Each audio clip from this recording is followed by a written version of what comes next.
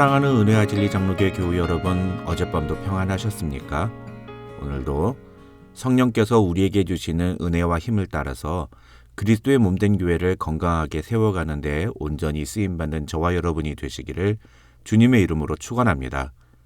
오늘 새벽에 만나 본문은 사무엘하 19장 9절부터 15절 그리고 41절로 43절입니다. 사무엘하 19장 9절로 15절 그리고 41절로 43절을 제가 읽어드리겠습니다. 이스라엘 모든 지파 백성들이 변론하여 이르되 왕이 우리를 원수의 손에서 구원하여 내셨고 또 우리를 블레셋 사람들의 손에서 구원하셨으나 이제 압살롬을 피하여 그 땅에서 나가셨고 우리가 기름을 부어 우리를 다스리게 한 압살롬은 싸움에서 죽었거늘 이제 너희가 어찌하여 왕을 도로 모셔올 일에 잠잠하고 있느냐 하니라. 다윗 왕이 사독과 아비아달 두 제사장에게 소식을 전하여 이르되 너희는 유다 장로들에게 말하여 이르기를 왕의 말씀이 온 이스라엘이 왕을 왕궁으로 도로 모셔오자 하는 말이 왕께 들렸거늘 너희는 어찌하여 왕을 궁으로 모시는 일에 나중이 되느냐. 너희는 내 형제요 내 골육이거늘 너희는 어찌하여 왕을 도로 모셔오는 일에 나중이 되리요 하셨다 하고 너희는 또 아마사에게 이르기를 너는 내 골육이 아니냐. 네가 요압을 이어서 항상 내 앞에서 지휘관이 되지 아니하면 하나님이 내게 벌 위에 벌을 내리시기를 바라노라 하셨다 하라 하여 모든 유다 사람들의 마음을 하나같이 기울게 하매 그들이 왕께 전가를 보내어 이르되 당신께서는 모든 부하들과 더불어 돌아오소서 한지라. 왕이 돌아와 요단에 이름에 유다 족속이 왕을 맞아 요단을 건너가게 하려고 길갈로 오니라. 그 다음 41절로 43절입니다. 온 이스라엘 사람이 왕께 나와 왕께 아뢰되 우리 형제 유다 사람들이 어찌 왕을 도둑하여 왕과 왕의 집안과 왕을 따르는 모든 사람을 인도하여 요단을 건너가게 하였나이까 하매 모든 유다 사람이 이스라엘 사람에게 대답하되 왕은 우리의 종친인 까닭이라 너희가 어찌 이 일에 대하여 분내느냐. 우리가 왕의 것을 조금이라도 얻어먹었느냐. 왕께서 우리에게 선물로 주신 것이 있느냐. 이스라엘 사람이 유다 사람에게 대답하여 이르되 우리는 왕에 대하여 열몫을 가졌으니 다윗에게 대하여 너희보다 더욱 관계가 있거늘 너희가 어찌 우리를 멸시하여 우리 왕을 모셔오는 일에 먼저 우리와 의논하지 아니하였느냐 하나 유다 사람의 말이 이스라엘 사람의 말보다 더 강경하였더라. 오늘 본문인 사무엘하 19장은 압살롬의 반역을 진압한 다윗 왕이 이제 다시 예루살렘으로 돌아오는 과정에서 있었던 일을 기록하고 있습니다. 그런데 그 중에 오늘은 그런 다윗 왕을 대하는 이스라엘 열지파와 유다 지파 사이의 갈등에 대해서만 살펴보고 내일 새벽의 만나에서는 다윗이 예루살렘으로 돌아오는 과정에서 만난 사람들의 모습과 그들에 대해 다윗이 보여준 모습이 기록된 16절로 40절의 내용을 살펴보도록 하겠습니다. 말씀드린 바와 같이 오늘 본문의 내용은 압살롬의 반역을 진압한 다윗이 이제 다시 예루살렘으로 돌아오는 과정에서 압살롬 편에 섰었던 이스라엘 열지파와 유다 지파 사이에 있었던 갈등이 기록되어 있습니다. 9절을 보면 이스라엘 모든 지파 백성들이 서로 변론하는데 쉽게 말하면 우리가 왕을 모시려던 압살롬이 이제 죽었으니 우리가 누구를 왕으로 모셔야 하느냐는 겁니다. 그러면 마땅히 다윗을 다시 우리의 왕으로 모셔야 하는 거 아니냐. 그런데 왜 다윗 왕을 다시 예루살렘으로 모셔오는 일에 서두르지 않느냐는 겁니다.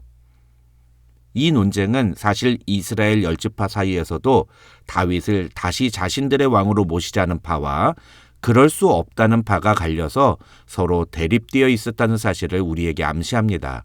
즉 이스라엘 열지파 모두가 다 다윗을 다시 왕으로 모시는 일에 적극적이지는 않았다는 겁니다. 아니 사실 10절을 잘 읽어보면 오히려 이스라엘 열지파 중에 대부분은 다윗을 다시 왕으로 모셔오는 일에 상당히 주저했다고 학자들은 설명합니다. 너희가 어찌하여 왕을 도로 모셔올 일에 잠잠하고 있느냐 하는 주장은 대부분의 이스라엘 지파 사람들이 이 문제에 대해서 침묵하고 있었음을 보여주는 반증이라는 것입니다. 그렇다면 이스라엘 열지파는 왜 다윗을 다시 왕으로 모셔오는 일에 주저했을까요? 그것은 어쩌면 당연한 일인지도 모릅니다. 왜냐하면 그들은 압살롬이 반역을 일으켰을 때 누구보다도 앞장서서 압살롬을 자신들의 새 왕으로 인정했었기 때문입니다. 그래서 설령 자신들이 다시 다윗을 왕으로 인정한다 하더라도 반역에 앞장섰던 자신들에 대해 다윗이 어떤 처분을 내릴지 모르는 상황이었기 때문에 이스라엘 10지파의 백성들은 그것을 주저했다고 학자들은 설명합니다. 그런데 11절과 12절을 보면 이스라엘 10지파가 그런 논쟁을 벌이고 있는 것과 별개로 다윗은 오히려 자신과 같은 지파인 유다 지파가 자신을 다시 왕으로 모시려고 하지 않는 태도에 분노합니다.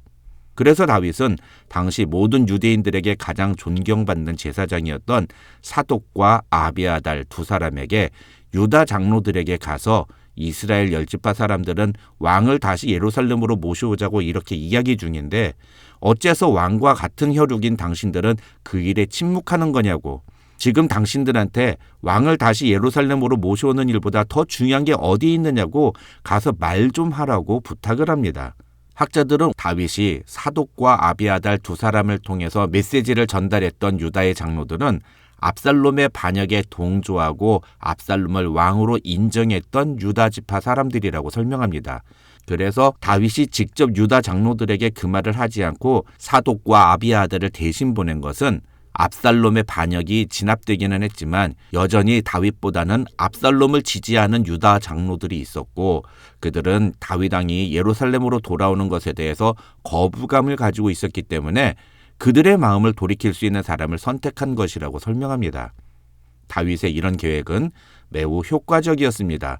특히 다윗은 압살롬이 군대장관으로 임명했던 아마사를 자신의 군대장관으로 등용하겠다는 계획을 함께 발표함으로써 압살롬의 반역에 섰던 모든 사람들로 하여금 처벌에 대한 두려움이 사라지게 만들었고 그 결과 14절을 보시면 모든 유다 사람들의 마음을 하나같이 다윗에게로 돌이키게 했습니다. 즉 다윗을 다시 예루살렘으로 모셔와서 온 이스라엘의 왕으로 인정하자는 여론이 형성됐다는 것입니다. 그러자 유다의 장로들은 그제서야 다윗에게 사람을 보내서 당신께서는 모든 부하들과 더불어 돌아오소서라는 서신을 보냅니다. 문제는 그렇게 유다 지파의 안내로 다윗이 요단강을 건너서 예루살렘으로 돌아오는 과정에서 이스라엘 10지파 간에 충돌이 일어났다는 것입니다. 41절을 보시면 이스라엘 10지파에 속한 사람들이 다윗 왕에게 찾아와서 유다 지파가 자기들끼리만 몰래 왕이 요단강을 건너도록 도와줌으로써 공을 가로챘다면서 불만을 표시합니다. 그러자 유다 지파는 다윗 왕이 자신들과 같은 지파 사람이기 때문에 그렇게 했을 뿐이라면서 오히려 자신들은 다윗 왕이 요단강을 건너는데 도움을 줬다는 이유로 어떤 혜택이나 어떤 선물도 받은 적이 없다고 말합니다. 하지만 이스라엘 10지파 사람들은 그런 유다 지파의 주장이 자신들을 무시하고 멸시하는 것이라면서 자신들은 이스라엘 12지파 중에 10지파가 모여있기 때문에 무슨 일을 하든지 자신들과 먼저 상의해야 한다고 주장합니다. 하지만 43절을 보면 유다 사람들의 말이 이스라엘 사람의 말보다 더 강경하였다라고 성경은 기록함으로써 이스라엘 지파의 주장이 묵살되었음을 보여줍니다. 이상과 같이 오늘 본문에 나오는 유다 지파와 이스라엘 10지파 사람들의 모습에서 여러분은 무엇을 가장 먼저 느끼셨습니까? 가장 먼저 저는 다윗 왕을 배신하고 압살롬을 자신들의 왕으로 모셨던 이스라엘 10지파가 다윗 왕에게 자신의 잘못된 태도를 뉘우치고 반성하는 모습을 보여주기보다는 무엇이 자신들에게 유리한지를 먼저 따지는 모습이 눈에 들어왔습니다. 그런데 사실 그것은 유다 지파도 마찬가지였습니다.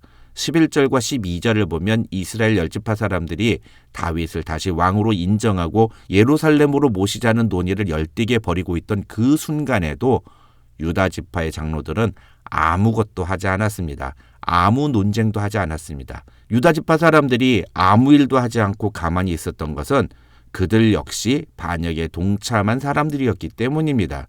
그런데 다윗 왕이 먼저 사람을 보내서 유다 지파에게 너희가 압살롬을 지지하고 반역을 저질렀던 죄를 묻지 않겠다는 의미로 아마사를 포용하겠다는 메시지를 전하자 유다 지파는 그제서야 다윗 왕에게 마음을 엽니다. 14절의 내용이 바로 그런 의미라고 할 수 있습니다. 그래서 15절을 보면 다윗 왕이 이제 예루살렘으로 돌아오기 위해 요단강에 도착했다는 소식이 전해지자 유다 족속은 왕을 맞아 요단을 건너가게 하려고 길갈로 모였다고 성경은 말합니다. 한글 성경에서는 그 내용이 나오지 않지만 히브리어 성경에서는 이 15절에서 유다 지파가 다윗을 다시 왕으로 모시기 위해 길갈로 모였다고 기록하고 있습니다. 문제는 유다 지파가 그런 행동을 하면서 이스라엘 10지파와 아무런 상의도 하지 않았다는 것입니다. 똑같이 반역을 한 처지에 자기들은 빼놓고 유다 지파 사람들끼리만 다윗 왕이 예루살렘으로 돌아오는 것을 도와주고 있는 모습을 지켜본 이스라엘 10지파 사람들의 입장에서는 뒤통수를 맞은 격이라고 할 수 있습니다. 그래서 41절로 43절에서 그들은 유다 지파하고 누가 더 다윗 왕과 관련된 일을 결정할 권한이 있는지를 가지고 논쟁합니다.